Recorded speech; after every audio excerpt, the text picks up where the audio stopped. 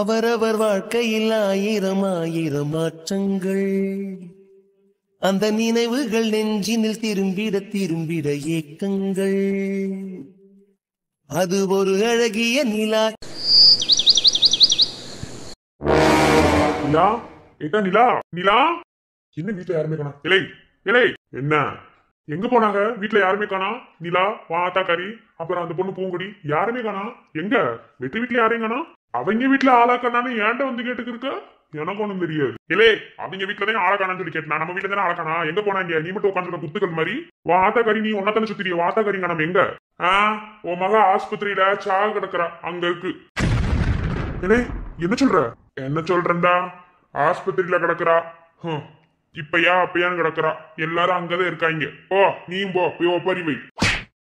யோ என்ன அடிக்கிற? எனக்கு வர்ற ஆத்திரத்துக்கு உடனே கொண்டு போடணும்டா. உன் கூட பிறந்தவா ஆஸ்பத்திரியில கிடக்குறா, சா கிடக்குறா, அப்படி இப்படின்னு சொல்லிட்டு இருக்க. என்ன நடந்துச்சு? நீல ஒரு அப்பனாக்கும் வீட்டுல என்ன எதுன்னு எதையும் கண்டுக்க மாட்டேன். எங்கேயா போன நீ? ஏன் நாங்க எங்க போனோம் உங்களுக்கு தெரியாதோ? இப்ப என் மகளுக்கு என்னாச்சு? இப்ப என் மகள் எந்த ஆஸ்பத்திரி வச்சிருக்காங்க? நான் தான் சொன்னோம்ல, ஆஸ்பத்திரியில சாக புடக்கே கிடக்குறா. எல்லாரும் அங்கதான் கிடக்குறாங்க. நம்ம ஊரு பெரிய ஆஸ்பத்திரி போப்போ. மவனே என் மகளுக்கு முடியாது ஆச்சுன்னு வச்சுக்க. நீ நீ அப்ப என்ன ஆகுன்னு தெரியாது. கண்டிப்பா நிலாக்கு ஏதாவது பிரச்சனை வரதுக்கு நீ தான் காரணமா இருந்துப்ப. தெரியுதுல போ. நிலா வந்துட்டாங்க. இந்த கண்மணியை காணா. பேனல மையடிக்க மறந்து வச்சான். அதை போய் அடைச்சிட்டு வரேன்னு சொல்லி அப்பதாட்டி சொல்லிட்டு காசா வாங்கிட்டு வரேன்னு சொல்லி சொல்லிச்சு. காசா? காசு இருக்கு? அது ஒண்ணு நினைச்சிட்டப்பா, இந்த பிள்ளை உடனே இருக்கு. அதை எப்படி காலையில வாங்காது. இப்பதான் தமிழ் பழைய தமிழா மாறி இருக்க. ரொம்ப சந்தோஷமா இருக்கு. சரி அந்த படி வர வச்சு எல்லாரும் நல்லபடியா போய் படிச்சு எழுதுங்க. ஏன்னா என்ன படிச்சிருக்கீங்களோ அதை எழுதுங்க. புரியுதா? என்ன படிக்காதெல்லாம் எழுதுவாங்களோ? இங்க வாரு சுஜி. என்ன கட்சி? பெரியவ பேச பேச கூட கூட பேசுற என்ன? இல்ல அவர் தான சொன்னாரு படிச்சது மட்டும் எழுதுங்கன்னு. நீ படிக்காத क्वेश्चनக்கு ஆன்சர் எழுதி வர முடியும். அப்படி எழுத மார்க் குறைச்சிர மாட்டாளா? அது ஒண்ணும் இல்ல. ஒரு சில நேரம் கொஞ்சம் கிறுக்கு திட்டிடுச்சுன்னா அப்படியே மெண்டல் மாதிரி பேச தோணுமா. அதே அப்ப நீ மெண்டல்னு சொல்றியா? அப்படிதானே? கன்ஃபார்மா. என்ன சித்தப்பா வர வர இப்பலாம் ரொம்ப கலாய்ப்ப போடுறிய? என்ன செய்ய, ஒழுங்கா படிக்க வைக்கணும்டா. அப்படித்தான் இப்ப ஏன் இந்த நிலைமை. இன்னும் 2 வருஷம் இப்படி படிச்சு முடிச்சு வெளியே வரப்போதே இல்ல. அத பத்தி நீங்க எதுக்கு கவலைப்படுறீங்க? அது என்னோட வேலை. சரி அது பேசிட்டே இருக்கும். சரி இதுகளை பார்த்து பத்திரமா கொண்டு போய் விட்டுட்டு அப்படியே நானும் ஆஸ்பத்திரி கிளம்புறேன். நீங்களும் போறீங்களா? ஆமா நான் போய் நிலாவை பார்த்துட்டு வரணும்ல. அவங்க கொண்டு போனதுலேருந்தே நான் போகவே இல்லை. எனக்கு எந்த பிரச்சனையுமே தெரியாது. நீ இங்கே இருந்து பார்த்துக்கன்னு சொல்லுங்கனாலதான். சரி இந்த பிள்ளைகளுக்காக இங்கே காத்துக்கிறது. இந்த பிள்ளை போயிட்டு இப்படி சாயந்தரம் தானே வரும். அதுக்குள்ள ஒரு 8 போய் பார்த்துட்டு வந்துடலாம்ல. அதுக்குதான். சரி மாமா வந்தாரா? எல்லாரும் கேரத்துக்கு போயிட்டு வந்துட்டாங்கன்னு நினைக்கிறேன். ஆனா எல்லாரும் எங்க போனான்னு தெரியல. இன்னும் மாமா வரல. தேனத்தாச்சி அப்படியே வந்தாலும் எதையும் சொல்லிப்படாது. என்ன அப்பாக்கு தெரிஞ்சா ரொம்ப வருத்தப்படுவாரு. அது எப்படி சொல்லாம இருக்க? வீட்டுல யாருமே இல்லை என்னன்னு கேட்டா கண்டிப்பா கேள்வி வரத்தானே செய்யும். அதுக்கு பதில் சொல்லிதானே ஆகணும். சொன்னோம்னா நாங்க பாத்துக்கிறோம். நீங்க போய் பரிச்சை ஒழுங்கு எழுதுங்கன்னு. நல்லா படிச்சிருக்கீல. ஒரு பொட்டை பிள்ளைக்கு படிப்புதே ரொம்ப ரொம்ப முக்கியம். எது வாழ்க்கையில இருக்குதோ இல்லையோ படிப்பு இருந்தா நம்ம பிற்காலத்துல கூட என்ன வேணாலும் செஞ்சுக்கிடலாம். படிக்கிற விஷயத்துலலாம் என்னை யாருனாலையும் அடிச்சுக்கவே முடியாது. என்ன அதே மாதிரி பிட்டடிக்கிற விஷயத்துல யாராலையும் அடிச்சுக்க முடியாது. ஏன் சும்மா இருக்க முடியலையோ? இல்ல நான் பேப்பர் கிழிச்சிட்டு போவோம்ல, அது நீயும் அந்த இத்து போன கண்மணியும். நான் கிடையாதுன்னு இங்க என் மேல சத்தி மணி சொல்லி நீ ஒரு தடவை கூட பிட்டடிக்கவே இல்லைண்டே. நீ சரியான ஆளுவே. சிதப்பா இது வாயில ஒண்ணு போடுங்க. சரியில்லை நான் முதல்ல நான் பள்ளிக்கூடத்துக்கு கிளம்புறேன். இது கூட பேசிக்கிட்டு வச்சுக்கோங்க. நான் படிச்சது கூட மறந்து போயிடும். இதனை மட்டும் கிளிக்கல எழுதி தள்ளிடுவேன். சுஜி ரொம்ப வாய் பேசிக்கிருக்க. என்ன விளக்கிறதுக்கு இன்னும் நேரம் காலம் இருக்கு. என்ன போய் பரிசு வேலை பாருங்க.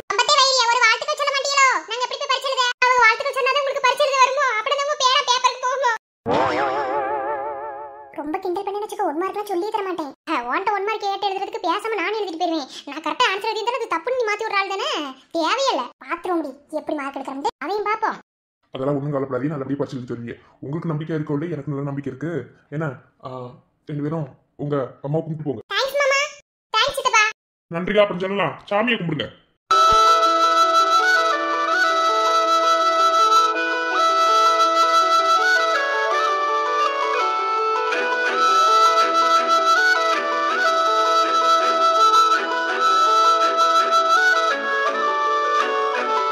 அம்மா இன்னைக்கு பரீட்சை எழுத போறேன். நல்லபடியா பப்ளிக் பரீட்சையில பாஸ் ஆகணுமா. நீனே துணையா இருந்து பாத்துக்கிறணும். நம்ம குடும்பத்துல ஏகப்பட்ட பிரச்சனை இருக்குமா. இது எல்லாத்தையும் அண்ணன் இப்படி சமாளிக்க போகுதுன்னு தெரியல. ஆனா கண்டிப்பா சமாளிக்கும். ஆனா நான் ஒரு முடிவு எடுத்திருக்கேன். அந்த முடிவுக்கு நீ எப்போதுமே துணை நிப்பேண்டே எனக்கு தெரியும். உன் பாசம் கிடைக்கலனாலும் உன்னோட அந்த அன்பு மட்டும் போதும் எனக்கு. அன்பின் வாசம் நீ அம்மா, அழுகை சிரிப்பும் நீ அம்மா, தாங்க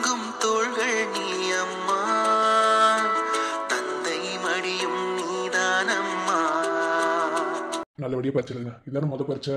பயப்படாம இதை பத்தி யோசிக்காம, முக்கியமா தமிழ் உனக்குதே நடந்தது எதையுமே மனசுக்குள்ள வச்சுக்கிறாத, புரியுதா? எதையாவது மனசுக்குள்ள ஏத்தி நீ எதையாவது கொண்டு வந்தீங்கன்னா உன்னால நிம்மதியா பரிச்சை எழுத முடியாது. முதல்ல கொஸ்டின் பேப்பர் கொடுத்த உடனேயும் வாங்கி 1க்கு 2 3 தடவை அதை படிங்க. படிச்சுட்டு அதுக்கு பிறகுதான் ஆன்சர் சீட்ல கை வைக்கணும். முன்னாடியே வச்சுட்டா சுஜி என்ன இல்ல மாமா, அது நான் வந்து கேள்வி கேக்குறேன், வேற ஒண்ணும் இல்ல. கேட்ட கேள்விக்கு பதில் சொல்ல மாட்டீரோ? பதில் தானே சொல்லிருவேன். ஆனா சரியா 3 பேரும் ஒரே ஆளுக்கு வரீங்களான்னு தெரியல, இருந்தாலும் சொல்றேன். படிச்ச எல்லா கொஸ்டினையும் அட்டன் பண்ணுங்க. முதல்ல தெரிஞ்ச கொஸ்டின் அப்புறம் அட்டன் பண்ணி வைங்க. அதுக்கு பிறகு தெரியாதெல்லாம் எழுதிக்கலாம். தெரியாதது எப்படி எழுதுறது? கதை கூட அடிக்க தெரியல, என்ன செய்ய? சுஜி என்ன தச்சி கேள்வி தான கேட்டேன். ஆளுக்கு சுஜி சுஜிங்கறீங்க, எனக்கு சுஜின் பேர் வச்சிருந்தாலயா? இப்பதே நீ குண்டாமட்ட தெரிக்க வாங்கிட்டு போறவரு. கேள்வி கேட்டா தப்பா மாப்பா. சரி நீங்க பேசிக்கிறீங்க. எனக்கு வீட்ல ஒரு சோலி இருக்கு, நான் போய் அதை முடிச்சிட்டு அப்படியே கிளம்புறேன்னு. சரி. அந்த பொண்ணுக்கு அன்னைக்கு அது அவங்க வீட்டுக்கு போயிருக்கு, போகும்போது கூப்பிடுங்க தாச்சின்னு சொல்லிச்சு. நான் போகும்போது கூப்பிட்டு போய்க்கிறேன். சரி. நல்லா பரிச்சு எழுதுங்க, வார என்ன? சரியா தாச்சி. இந்த நிலை இப்படியே இருக்கணும்னு எந்த அவசியம் இல்லை. ஏன்னா எல்லாமே கூடி சீக்கிரத்திலே மாறும். மனசு உடஞ்சிருக்கும் போது நம்பிக்கையா யாராவது பேசினாங்கன்னா அந்த வார்த்தை ரொம்பவே நம்மளுக்கு எனர்ஜியா இருக்கும் சித்தப்பா. அந்த மாதிரிவே நீங்க என்கிட்ட பேசுறது ரொம்ப சந்தோஷமா இருக்கு. சரி நான் இப்ப எனக்கு மைய அடிக்க நம்பி அடிச்சிட்டு வரேன், இந்த பிள்ளை பேசிக்கிறேங்க. நானும் ரொம்ப விட்டுட்டு போகாதல, நான் வேற வாய் ரொம்ப பேசிவிட்டே, நீ அடிச்சாலும் அடிச்சு போடுவாரு. உட்காந்து அணுவை வாரம் சித்தப்பா.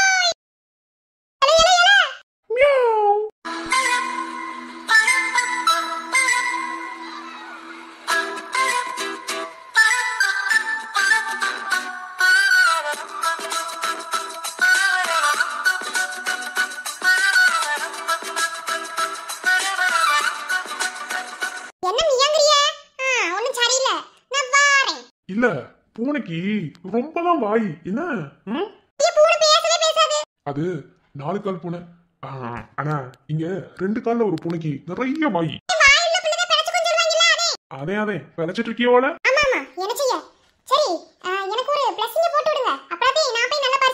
அதே அப்பதே சொன்னோம்ல. அது இல்ல மாமா, அது எல்லாருக்கும் சேர்த்து பொதுவா சொன்னீங்க. ஆனா நான் உங்களுக்கு எப்பவுமே ஸ்பெஷல் தானே சொல்லிட்டீங்க மாமா. அப்படி ஒரு பிளஸிங்க போட்டு விடுங்க, அப்பனாதே உங்க பூனைக்கு நல்லா தெம். பூனையா? ஓ பூனை முடி செஞ்சுட்ட.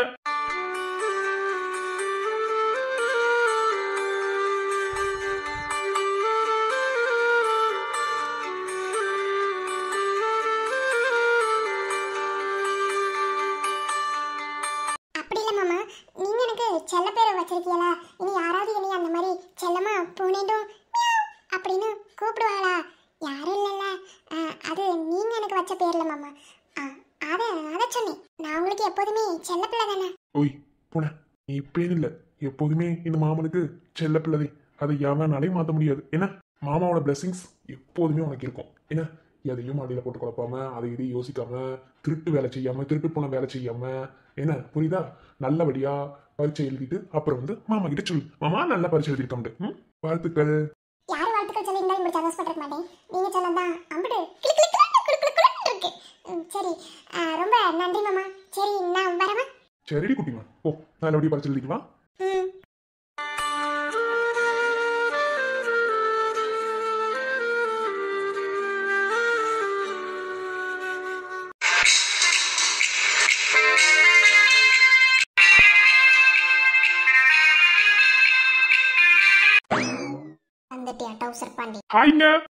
என்ன ஸ்பீக்கர் கால்ல ரேடியோ கட்டிட்டு வாடா.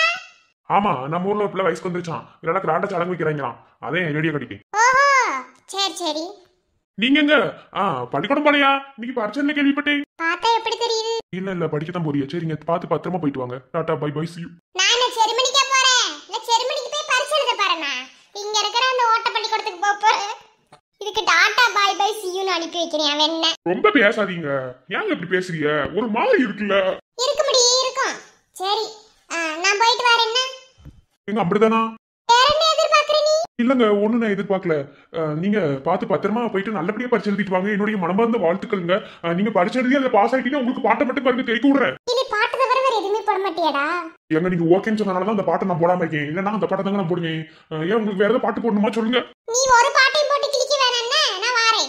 இருந்தாலும் என் மனசுக்கு கேட்கலங்க. இருங்க வாங்க. அழகான ராட்சசியே அடி நெஞ்சு குதிக்கிறியே முட்டாசு வார்த்தையிலே பட்டாசு வெடிக்கிறியே அடி மனசாருவா மனையா அறுக்கிறியே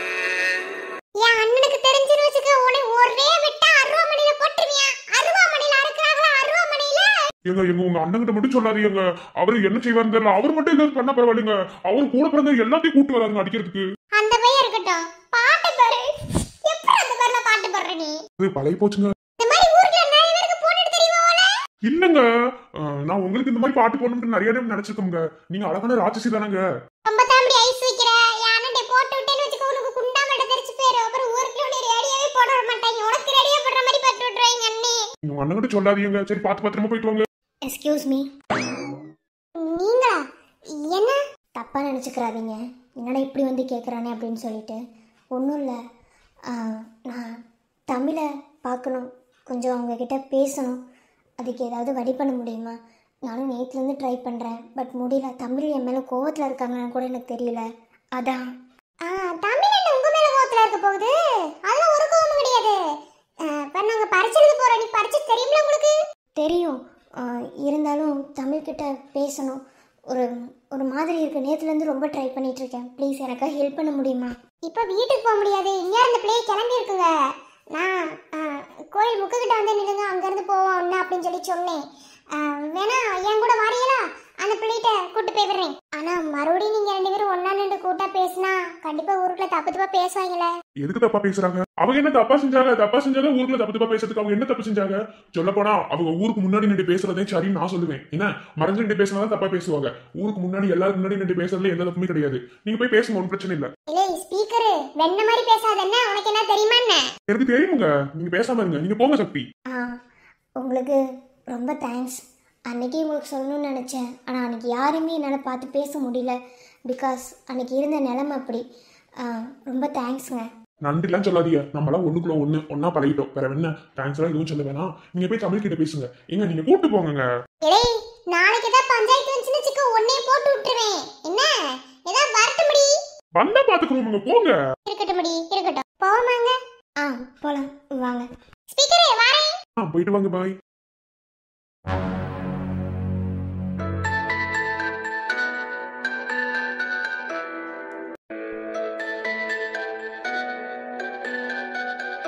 வெற்றி. என்ன ஸ்ரீநிதி, எதுக்கு இப்ப வருத்தப்பட்டு இருக்க? நான் தான் சொன்னோம்ல, நிலாவுக்கு ஞாபகத்தை வர வைக்கணும்னா சில வழிகளை தாங்கி தான் ஆகணும்.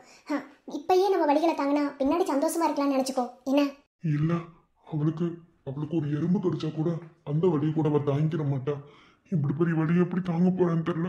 உனக்காக வயிற்றுல குத்துப்பட்டதவே அவங்க பெருசா நினைக்காத போது இது அப்படி பெரிய வழியா இருக்க போது நீ நினைக்கிறியா? இருந்தாலும் ரொம்ப கஷ்டமா இருக்கு ஸ்ரீநிதி. வாழ்க்கைண்டா கஷ்டம் இருக்கத்தான் செய்யும். அதுக்காக கஷ்டம் எப்போதுமே நிரந்தரமா இருக்கணும் எந்த அவசியம் இல்லை. என்ன சீக்கிரமாவே இது எல்லாமே மாறும். இந்த உசிரே உனக்காக தான் வெற்றி. உனக்காகவே இல்லைன்னு சொல்லல, அதுக்காக உன்னோட வழிய இப்படி என்ன பார்க்க வச்சுட்டீங்களடி. அது எப்படி தெரியுமா வலிக்குது.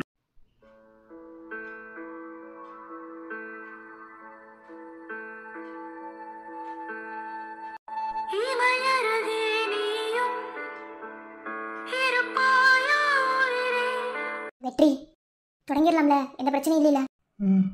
வந்து பக்கத்துல உட்காரு. ஆனா சாக்கு கொடுக்கும்போது தொடாத. என்ன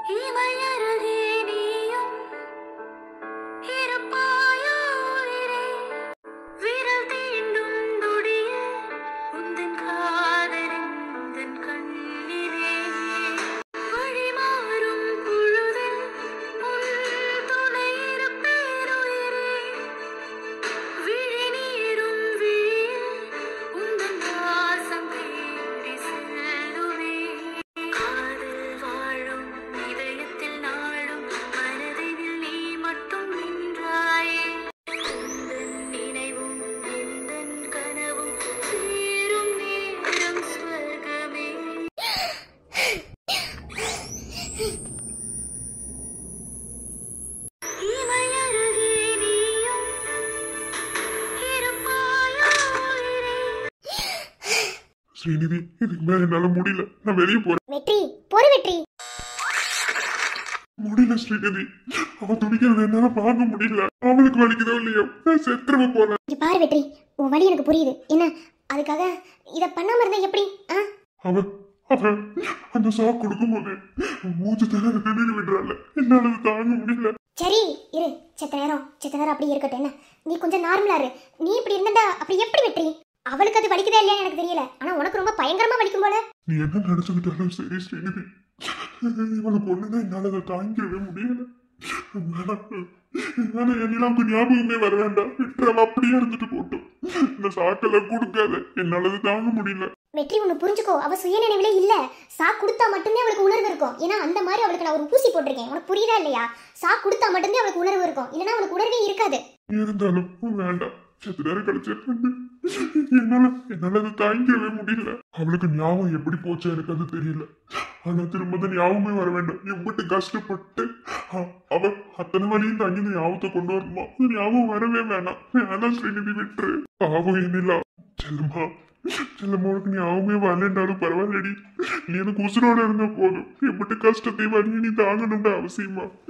உனக்கு எப்படித்தான் ஞாபகம் போச்சுன்னு எனக்கு இப்ப வரைக்கும் தெரியல. ரொம்ப ரொம்ப கஷ்டமா இருக்கு செல்லம்மா. உனக்கு அந்த வழி தெரியலன்னு சொல்றாங்க, ஆனா எனக்கு ரொம்ப வலிக்குது. காதலின் அவஸ்தை எதிரிக்கும் வேண்டாம், நரக சுகமல்லவா? நெருப்பை விழுங்கி விட்டேன், ஓ அமிலம் அருந்தி விட்டேன்.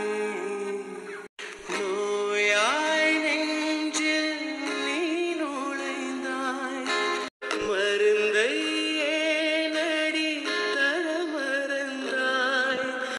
வாலிபத்தின் சோலையிலே ரகசியமாய் பூ பறித்தவள் நீதானே.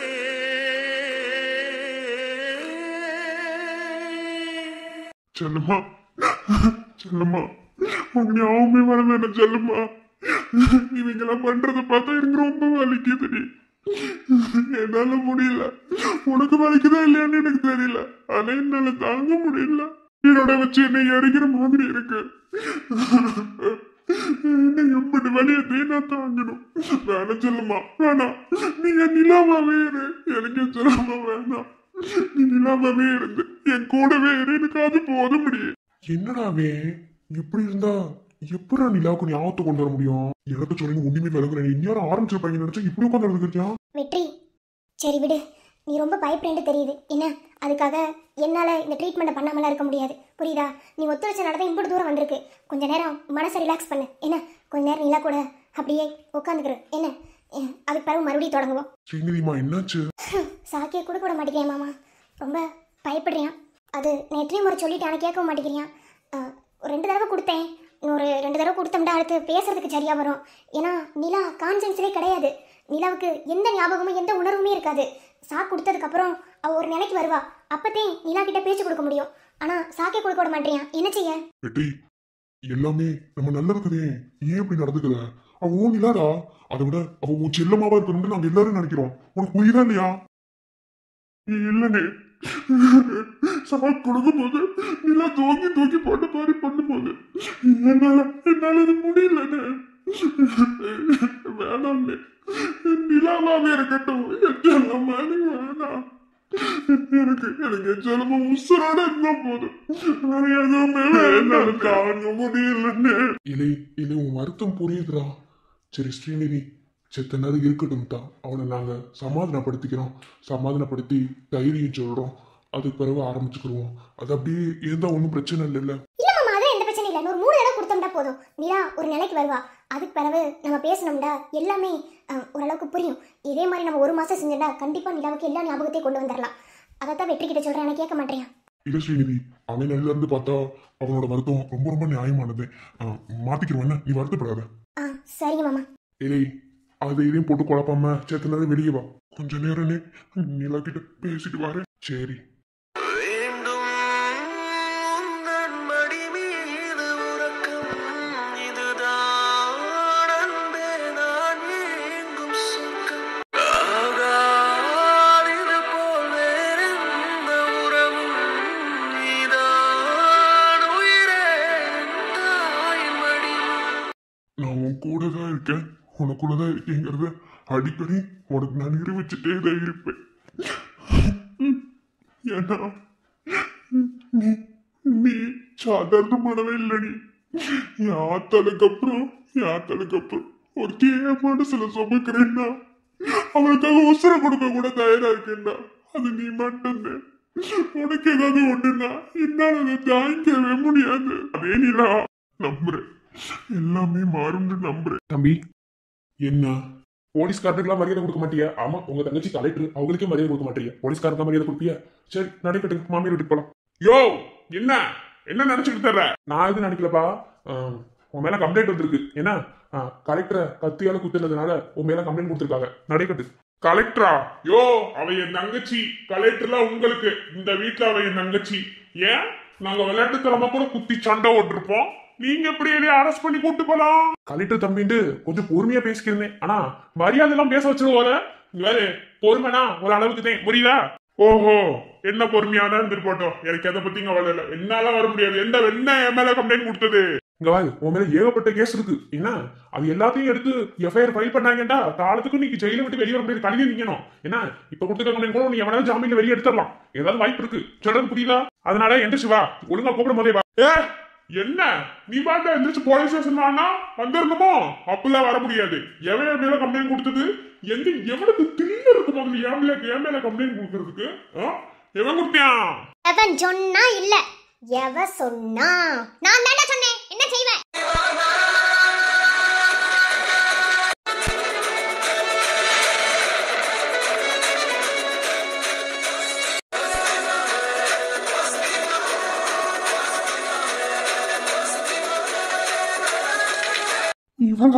என்ன பாண்டி அப்படி ஆடி போய் நிக்கிறியவள?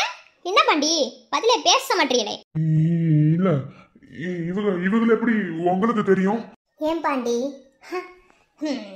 உன் கூட மட்டுமே நட்புறவெல்லாம் வச்சுப்பாங்களா? மற்றவங்க யாரு கூடயும் நட்புறவு வச்சுக்க மாட்டாங்களா? இன்னும் அப்படியே ரொம்ப உள்ள உதறிக்கிட்டு இருக்கோ என்ன? Deputy commissioner of inspector S Isaipriya. நீங்க போலீஸா? போலீஸ் ஒரு தடவை கூட என்கிட்ட சொன்னதே இல்ல. ஒரு சில விஷயத்துல அப்படி சீக்கிரத்துல யார்கிட்டயும் சொல்ல முடியாது பாண்டி. அந்த மாதிரி இசைப்பிரியாவும்.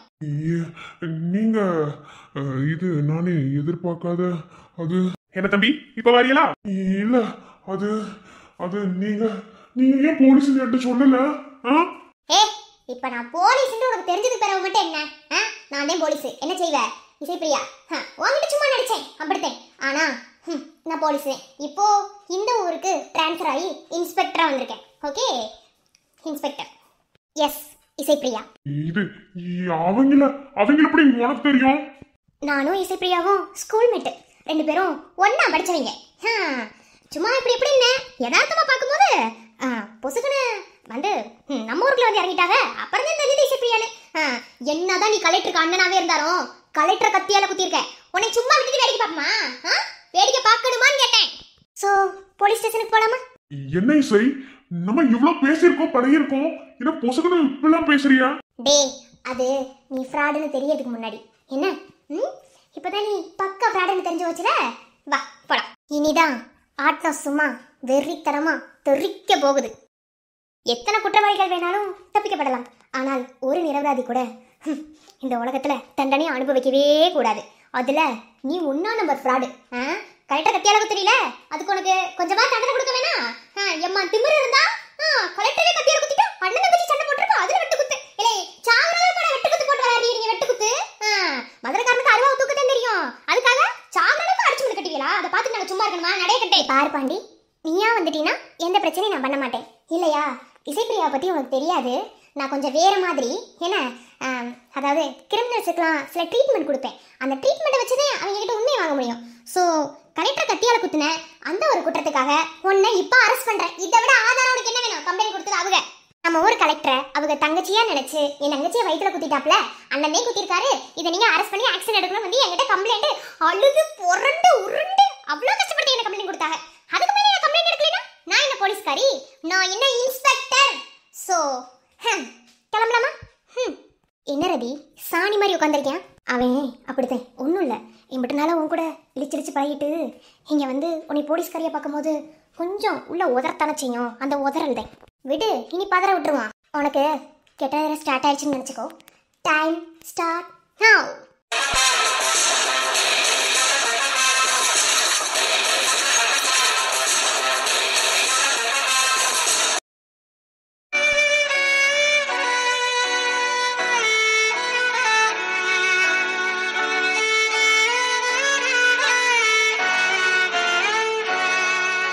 ஏமா பார்த்துக்கிட்டே இருக்க?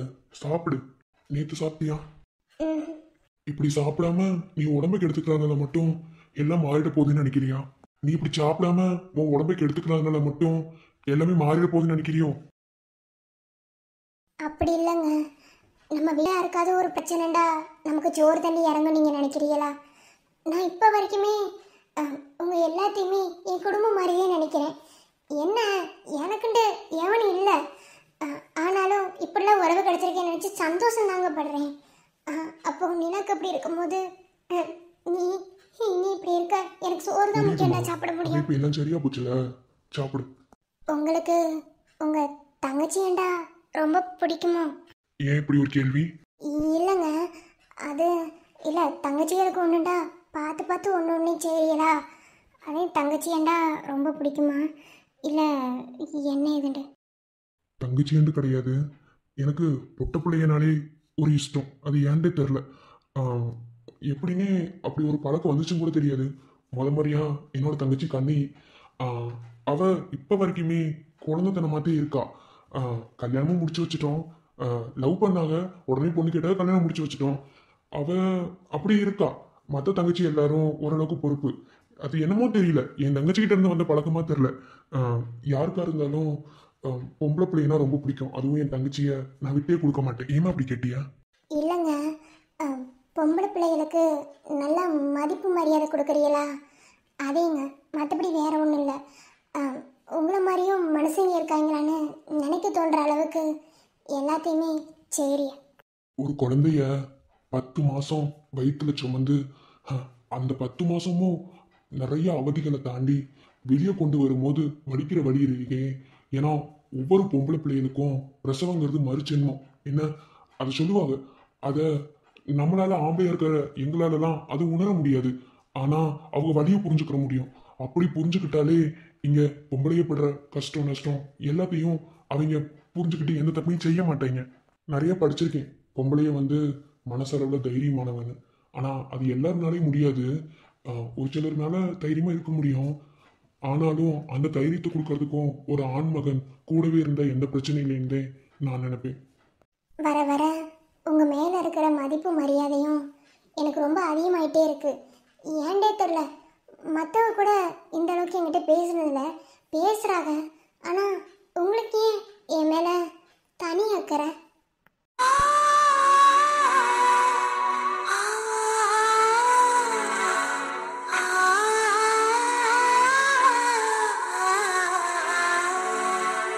அன்பு அக்கறைங்கிறது எல்லாரும் மேலேயும் அவ்வளோ ஆத்மார்த்தமா வந்துடாது.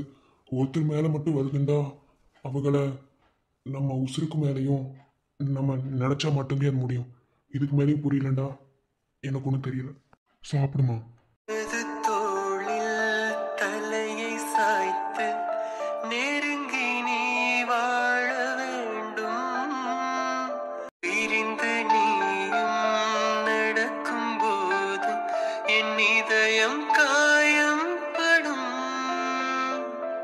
விழிகள் பார்த்து விரல்கள் கோர்த்து மடியில் நான் தூங்க வேண்டும். உனது அன்பில் கரையும் போது உதட்டில் பூ பூத்திடும். உலகமே மறக்கிறேன், சிறையில்லை பறக்கிறேன். மழையில்லை நனைகிறேன், உன்னில் கரைகிறேன். ஒரு சில விஷயங்களை சொல்லும் போது புரிஞ்சுக்கிறது சிரமமாத்தே இருக்கும். ஆனா அதுவே கரெக்டான நேரத்துல கரெக்டான இடத்துல அது புரிய வேண்டிய நேரம் வரும்போது கண்டிப்பா எல்லாமே புரியும்.